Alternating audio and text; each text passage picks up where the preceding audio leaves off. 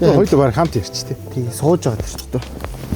Одоо ингээд сүүлийн үед Улаанбаатарын агарын бохирдол гээл хүүхдүүдээ бид нар чинь 7 хоног болгонд агаарт гаргаж байгаа шүү дээ. Харин.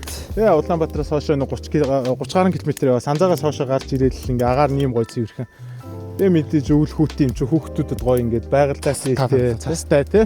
Харин хүүхдүүдэд гой гал түлж өчөөд өөртөө ингээ найз төгтөөрөө гараад хэд гурван өсөлсөн шигээ сайхан кофе чанаа дуугаас ээж явах тулсалт. Жаргал байгаа юм л да. Манай Монголд нэг сайхан давуу тал нь.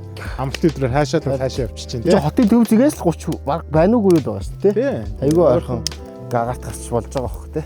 Тэгээ манай оффроуд SUV ундаг одоо залуучууд маань бол бараг л аваад 5 өдөр болгоно л ингээл орой болонгууд гэрвлээ аваад энэ хотоос айгүйх гардаг болсон юм шиг байна одоо.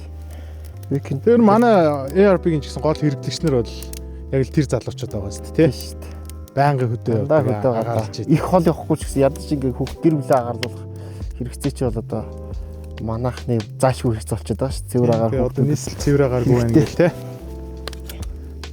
Цаа кофе маань болох нь дээ.